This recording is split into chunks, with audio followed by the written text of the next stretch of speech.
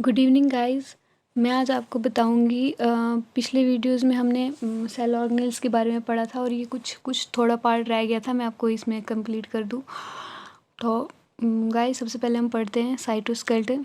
Cytoskeleton क्या होता है? ये एक network of filamentous proteins structures होते हैं, जो ये एक प्रोटीन से बना हुआ होता है, एक नेटवर्क लाइक होता है। तो ये प्रेजेंट होता है किसमें? साइटोप्लाज्मा में। ठीक है, ये प्रेजेंट होता है किसमें? साइटोप्लाज्मा में। ये 3 तरह का होता है, microtubules, microfilaments and intermediate filaments. ठीक है, इंटरमीडिएट फिलामेंट्स। जो माइक्रोट्यूब्यूल है वो मेड अप ऑफ कौन सी प्रोटीन से बनता है? Tubulin protein. और माइक्रोफिलामेंट जो है वो एक्टिन प्रोटीन से बनता है। तो ये याद रखना, डायरेक्ट क्वेश्चंस आ जाते हैं इन्हीं पे। Microtubules made up of dash dash, तो इस तरह से। और ये क्या काम करता है? It helps in mechanical support. ये सेल को मैकेनिकल सपोर्ट प्रोवाइड करता है, मोटिलिटी में हेल्प करता है, मेंटेन्स द सेल शेप में हेल्प करता है, सेल की शेप को मेंटेन करने में हेल्प करता है। ये कौन करता है हेल्प? साइटोस्केलेटन। तो हम इसके बाद हम चलते हैं आगे, सिलिया और फ्लैजिला पढ़ते हैं। सिलिया और फ्लैजिला के बारे में मैं आपको बताती हूँ। Cilia both are hair like outgrowths of the cell membrane. ये जैसे हेयर लाइक्स आउटग्रोथ्स होते हैं सेल मेम्ब्रेन के, and they have plasma membrane. इसमें प्लाज्मा मेम्ब्रेन प्रेजेंट होती है। याद रखना, सिलिया और फ्लैजिला में प्लाज्मा मेम्ब्रेन प्रेजेंट होता है। और flagella are comparatively longer than, ये जो फ्लैजिला है ये सिलिया से थोड़ा लॉन्ग होता है और ये हेल्प करता है सेल को मूवमेंट में। ठीक है, और जो याद रखें, ये प्रोकैरियोटिक बैक्टीरिया में जो फ्लैजिला प्रेजेंट होता है वो स्ट्रक्चरली डिफरेंट होता है फ्रॉम यूकैरियोटिक सेल्स के फ्लैजिला से। ठीक है, प्रोकैरियोट्स का फ्लैजिला स्ट्रक्चरली डिफरेंट होता है यूकैरियोटिक सेल के फ्लैजिला के कंपैरिजन में। ठीक है, तो ये हो गया हमारा सिलिया और फ्लैजिला का। मैं आपको इसके बाद इसका स्ट्रक्चर भी बता दूंगी कैसा होता है। ठीक है, तो हम चलते आगे। हाँ, मैं आपको बताती हूँ इसमें क्या होता है। जो फ्लैजिला का बेस है, बेस के बाद क्या होता है कि इसमें एक अरेंजमेंट होता है। उस अरेंजमेंट को हम कहते हैं 9+2 एरे अरेंजमेंट। ठीक है, इस अरेंजमेंट में क्या होता है कि इसके सेंटर में 2 डबलेट्स होते हैं। ठीक है, 2 डबलेट्स ऐसे करके ऐसे होते हैं सेंटर में। ठीक है, तो इससे क्या होता है कि पेरिफेरल आउटर बाहरी हिस्से में इसमें क्या होता है कि 9 डबलेट्स प्रेजेंट होते हैं। ठीक है, ऐसे करके 9 डबलेट्स प्रेजेंट होते हैं, जो कि आपस में ज्वाइन होते हैं किससे? इंटर डबलेट ब्रिज से। ठीक है, मैं आपको दिखाती हूँ कैसे होते हैं ये ज्वाइन, बट ये याद रखना, इसमें ये सब होता है। ठीक है, मैं आपको बताती हूँ। ये देखिए, ये है फ्लैजिला का स्ट्रक्चर। इसमें ये जो सेंटर में है ये 2 डबलेट्स हैं, जो आपस में हम इनको बताएंगे, ये वाले, ये और ये आपस में ज्वाइन है। और ये इसके बाद ये जो पेरिफेरल माइक्रोट्यूब्यूल्स में जो डबलेट्स हैं, ये दो आपस में जुड़े हैं। और ये जो आपस में बीच में कनेक्टेड है, ये किससे कनेक्टेड है? इंटर डबलेट ब्रिज से। ठीक है, तो ये प्लाज्मा मेम्ब्रेन में है। ये जो स्ट्रक्चर है फ्लैजिला का है, आप देखिए इस तरह का फ्लैजिला का स्ट्रक्चर है। और इसका अरेंजमेंट क्या होता है? 9+2 एरे। ठीक है, ये याद रखना। उसके बाद हम चलते हैं आगे। ये हेल्प करता है किसमें? Responsible for cell movement. Flagella prokaryote and eukaryote जो स्ट्रक्चरली डिफरेंट होते हैं। Cilia and flagellum are covered with plasma membrane. ये प्लाज्मा मेम्ब्रेन से कवर्ड होते हैं, देख लीजिए यहाँ पर बताया गया है अच्छे से, प्लाज्मा मेम्ब्रेन से कवर्ड होते हैं। ठीक है, और इसका जो मैंने आपको बता दिया कि इसमें क्या अरेंजमेंट कैसा होता है, 9+2 एरे अरेंजमेंट होता है। और जो सेंट्रल ट्यूब्यूल्स होता है वो कनेक्टेड होता है बाय ब्रिज से। उस ब्रिज को मैंने बताया आपको क्या कहते हैं? Inter doublet bridge. ठीक है, और ये जो सेंटर से किससे कनेक्टेड होता है? ट्यूब्यूल्स किससे? जो पेरिफेरल के जो डबलेट्स हैं वो सेंट्रल से किससे कनेक्ट होता है? इनको हम कहते हैं रेडियल स्पोक्स। ये रेडियल स्पोक्स से कनेक्ट होते हैं। ठीक है, और 9 रेडियल स्पोक्स होती हैं। ठीक है, और बाहर में मैंने आपको बता दिया कि 9 डबलेट प्रेजेंट होते हैं जो आपस में अटैच होते हैं। ठीक है, सिलिया और फ्लैजिला क्या करते हैं? ये सेंट्रोल को हाँ, बस मैंने आपको बता दिया कि इनका काम क्या होता है कि ये सेल को मूवमेंट में हेल्प करते हैं। ओके, अब हम चलते हैं आगे। सेंट्रोजोम एंड सेंट्रोल के बारे में पढ़ते हैं, ये क्या होता है। ठीक है, centrosome and centriole. Centrosome only found in animal cell. सबसे पहला पॉइंट, सेंट्रोजोम जो होता है वो ओनली एनिमल सेल्स में प्रेजेंट होता है।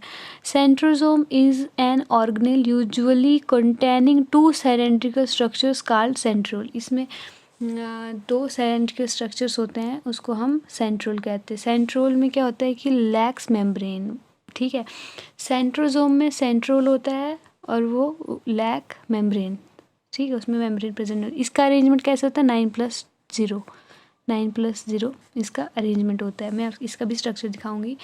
बट इसमें क्या होता है, उसमें डबलेट प्रेजेंट थे, इसमें ट्रिपलेट प्रेजेंट होता है। ठीक है, यहाँ भी 9 रेडियल स्पोक्स हैं, 9 ट्रिपलेट प्रेजेंट है। और जो ये ट्रिपलेट हैं आपस में किससे कनेक्टेड है, CA लिंकर कहते हैं उसको। ठीक है, किससे कनेक्टेड है, CA लिंकर से। तो मैं आपको दिखाती हूँ इसका स्ट्रक्चर कैसा होता है। स्ट्रक्चर तो मैंने डाला ही नहीं, चलो कोई ना। राइबोसोम्स के बारे में पढ़ते हैं। राइबोसोम्स मैंने पहले भी बताया, बट थोड़ा सा और बता दूँ। ठीक है, हाँ देख लीजिए, ये मैंने थोड़ा सा लिखा है यहाँ पर। ये कार्ड व्हील लाइक अपीयरेंस देता है। ये ऐसे जैसे बैलगाड़ी का पहिया होता है उस टाइप की अपीयरेंस होती है इसकी। सेंटर में ऐसे सेंटर होता है और इसके बाद यहाँ पर इसके ट्रिपलेट प्रेजेंट होते हैं। मैं बना देती हूँ स्ट्रक्चर, रुको यहाँ पर बनाते हैं। उतना क्लियर नहीं बनेगा बट बनाने की कोशिश करती हूँ। मैं आउटर वाला ज़्यादा दिखाऊंगी। ठीक है, ये आगे इसकी रेडियल स्पोक्स, ये ऐसे करके ये कनेक्ट होता है एक दूसरे से, ऐसे करके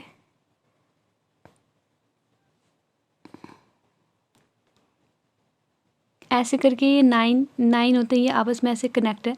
और ये जो कनेक्शन है इनका, इसको हम कहते हैं CA लिंकर। ठीक है, CA लिंकर। तो ये इसका ये जो 3 है, ये A, ये रख लो B, ये C, ये आगे ट्रिपलेट, ये ट्रिपलेट प्रेजेंट होते हैं ऐसे करके। ये 9 ट्रिपलेट प्रेजेंट होते हैं। ठीक है, यहाँ पर 9 ट्रिपलेट प्रेजेंट होंगे ऐसे करके। ये एक कार्ड व्हील लाइक अपीयरेंस देता है। ठीक है, उसके बाद हम चलते हैं आगे। राइबोसोम्स का बता देती हूँ थोड़ा। राइबोसोम ये जॉर्ज पैलेड ने डिस्क्राइब किया था। ये नॉन मेम्ब्रेनस बाउंड ऑर्गेनेल है, इसमें मेम्ब्रेन प्रेजेंट नहीं होती। ये हेल्प करता है प्रोटीन सिंथेसिस में। ठीक है, और इसकी 2 टाइप्स है, 70S और 80S। इसके 2 सब यूनिट्स होते हैं, 70S की 50S एंड 30S और 80S का 60S एंड 40S। और जो ये सब यूनिट्स है आपस में ज्वाइन होते हैं by the help of Mg magnesium की मदद से। ठीक है, सब यूनिट ज्वाइन बाय मैग्नीशियम। ठीक है, और ये जो SI स्टैंड्स फॉर सैडबर्ग यूनिट और सेडिमेंटेशन कोफिशिएंट भी कहते हैं हम इसको। तो हम इसके बाद आगे चलते हैं। न्यूक्लियस की, थोड़ा न्यूक्लियस के बारे में पढ़ लेते हैं। न्यूक्लियस को डिस्क्राइब किया था रॉबर्ट ब्राउन ने। किस में किया था डिस्क्राइब, ऑर्किड सेल्स में। ठीक है, और कब किया था, इन 1831। लेटर कुछ टाइम बाद जो न्यूक्लियस के अंदर मटेरियल था, जो इसका जेनेटिक मटेरियल था, उसको नाम दिया गया था क्रोमैटिन। किसने दिया था, ये फ्लेमिंग ने। और ये क्वेश्चन डायरेक्ट आ जाता है कि क्रोमैटिन किसने डिस्क्राइब किया है, तो याद रहे फ्लेमिंग ने डिस्क्राइब किया था क्रोमैटिन। ठीक है, it is double membrane bound structure. तो इसमें क्या होता है, ये डबल मेम्ब्रेन बॉन्ड स्ट्रक्चर है। आउटर मेम्ब्रेन में क्या होता है, usually remains continuous with endoplasmic reticulum and bear ribosome on it. ठीक है, ये कंटिन्यू होती है किसके साथ, एंडोप्लाज्मिक रेटिकुलम के साथ। और इसमें क्या होता है, राइबोसोम्स प्रेजेंट होते हैं। ठीक है, और हाँ यहाँ पर एक मैंने छोटा सा नोट लिखा है, nucleolus has no membrane bound. मतलब न्यूक्लियोलस के पास क्या होती है, मेम्ब्रेन नहीं होती है। ठीक है, नॉन मेम्ब्रेन बाउंड है ये। तो ये मैंने पहले भी बताया पिछले लेक्चर्स में, जिसने नहीं पढ़ा हो तो ये देख लीजिए। ये हमारा नॉन मेम्ब्रेन बाउंड होता है। ठीक है, उसके बाद हम आगे चलते हैं। द न्यूक्लियर मैट्रिक्स और the nucleoplasm contains nucleolus and chromatin. थोड़ा प्रोनाउंसिएशन में गड़बड़ है, न्यूक्लियोलस एंड क्रोमैटिन। ठीक है, क्रोमैटिन में क्या होता है, क्रोमैटिन कंटेन करता है DNA, some basic histones, some non histones and some RNA. ठीक है, इसका जेनेटिक मटेरियल है ये जो नॉन हिस्टोन्स है यूज्ड फॉर एफिशिएंट पैकिंग करने के लिए ये यूज होता है। और ये जो सम बेसिक हिस्टोन्स हैं, इन बेसिक हिस्टोन्स में कौन कौन से अमाइनो एसिड प्रेजेंट होते हैं? Lysine and arginine. इम्पॉर्टेंट है, ये नोट करें। ठीक है, ये सम बेसिक हिस्टोन्स हैं, लाइसिन एंड आर्जिनिन प्रेजेंट होता है इसमें अमाइनो एसिड। ठीक है, किसमें? सम बेसिक हिस्टोन्स में कौन से अमाइनो एसिड प्रेजेंट होते हैं? Lysine and arginine. उसके बाद ये है इसका स्ट्रक्चर में मैं बता दूंगी। ये इसकी ये न्यूक्लियर पोर्स है, यहाँ पर भी देख लीजिए। Nuclear envelope, nuclear lamina, nucleolus, ये है हमारा न्यूक्लियोलस। एंड क्रोमैटिन इसके अंदर ये प्रेजेंट है, क्रोमैटिन जेनेटिक मटेरियल है ये। न्यूक्लियोप्लाज्मा और ये एंडोप्लाज्मिक रेटिकुलम, ये जो इसका बाहर से ये एंडोप्लाज्मिक रेटिकुलम है। और ये देखिए ये ऐसे छोटे छोटे करके राइबोसोम्स इसमें अटैच है। ठीक है, तो ये हो गया स्ट्रक्चर किसका? न्यूक्लियस का। इसके बाद चलो क्रोमोसोम के बारे में बताती हूँ।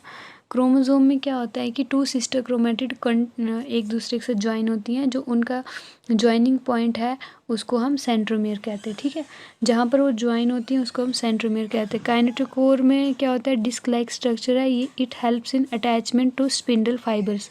ये स्पिंडल फाइबर्स को अटैच करने में हेल्प करता है कौन? काइनेटोकोर। ठीक है, अब याद रखें एक क्रोमोसोम में क्या होता है? 2 सिस्टर क्रोमेटिड्स प्रेजेंट होती है, 1 सेंट्रोमियर प्रेजेंट होता है, 2 काइनेटोकोर प्रेजेंट होते हैं। ठीक है, मैं इसके बाद आपको बताऊंगी टाइप्स ऑफ सेंट्रोमियर। तो पहले सेंट्रोमियर का क्रोमोसोम का स्ट्रक्चर दिखाऊंगी, उसके बाद मैं आपको टाइप्स ऑफ क्रोमोसोम बताऊंगी। फिर मैं आपको कुछ क्वेश्चंस बता देती हूँ, फिर ये ख़त्म करते हैं इसको। ये है स्ट्रक्चर किसका? क्रोमोसोम का। ये देखिए ये 2 सिस्टर क्रोमेटिड्स है, ये 1 ये 2। ठीक है, इनके बीच में जो ये सेंटर है इसको हम सेंट्रोमियर कहते हैं। ठीक है, और हाँ एक और इम्पॉर्टेंट बात है, शॉर्ट आर्म को हम क्या कहते हैं? P arm. ठीक है, जो लॉन्ग आर्म होती है उसको हम कहते हैं क्यू आर्म। ठीक है, क्या कहते हैं इसको? Q arm. तो ये याद रखना इम्पॉर्टेंट है, पूछते हैं क्वेश्चन, इस पर क्वेश्चन आ जाता है। उसके बाद मैं आपको बता दूँ टाइप्स ऑफ क्रोमोसोम क्या होती है। टाइप्स ऑफ क्रोमोसोम में हम देखेंगे फॉलोइंग टाइप्स का होता है: मेटासेंट्रिक, सब मेटासेंट्रिक, एक्रोसेंट्रिक, टिलोसेंट्रिक। ठीक है, ये मैंने अभी बताया आपको शॉर्ट आर्म और लॉन्ग आर्म के बारे में। मेटासेंट्रिक में क्या होता है? जो सेंट्रोमियर है वो क्रोमोसोम के मिडल में प्रेजेंट होते हैं, इसको हम मेटासेंट्रिक कहते हैं। सब मेटासेंट्रिक में क्या होता है? जो सेंट्रोमियर है slightly away from the middle. ठीक है, थोड़ा सा अवे होता है मिडल से। तो एक्रोसेंट्रिक में क्या होता है? जो सेंट्रोमियर है situated to close to the one end, मतलब एंड पे तो नहीं होता, एंड से थोड़ा नज़दीक होता है।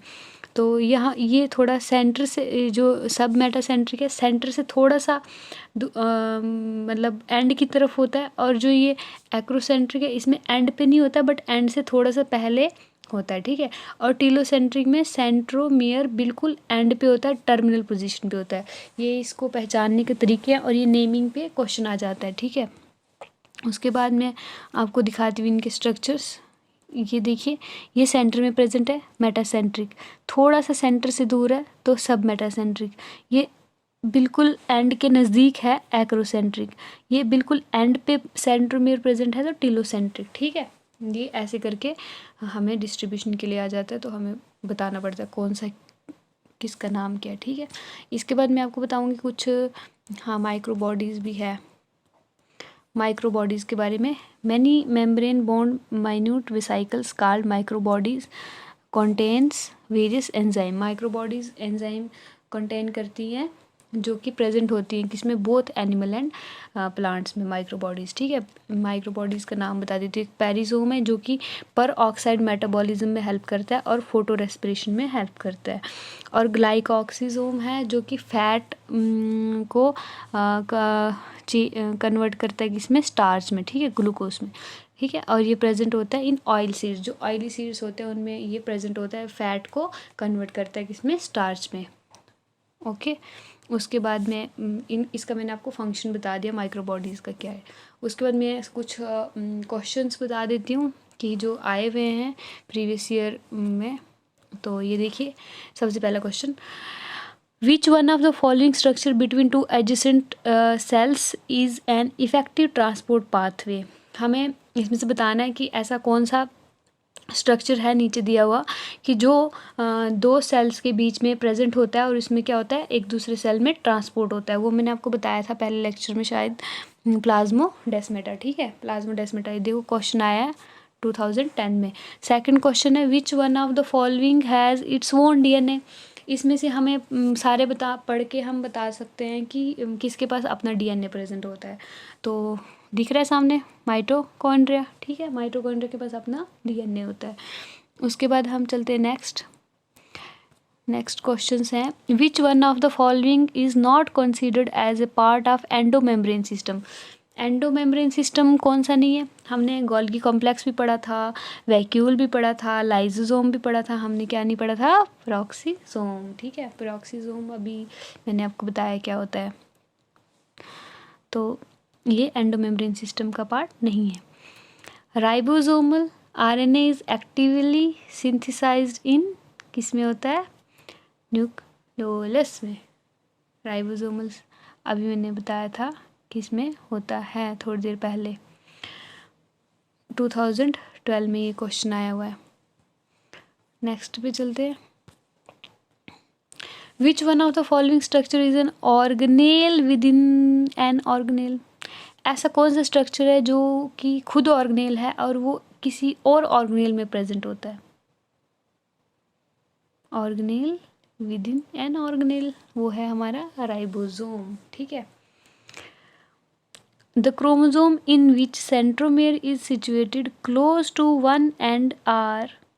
जो अभी मैंने आपको बताया, स्ट्रक्चर भी दिखाए थे कि क्रोमोसोम जिसका सेंट्रोमेयर सिचुएटेड हो क्लोज टू वन एंड, ना कि एंड पे। एंड पे होता तो टीलोसेंट्रिक होता। ठीक है, एंड पे नहीं है, एंड से थोड़ा सा क्लोज में है, तो कौन सा है? एक्रोसेंट्रिक।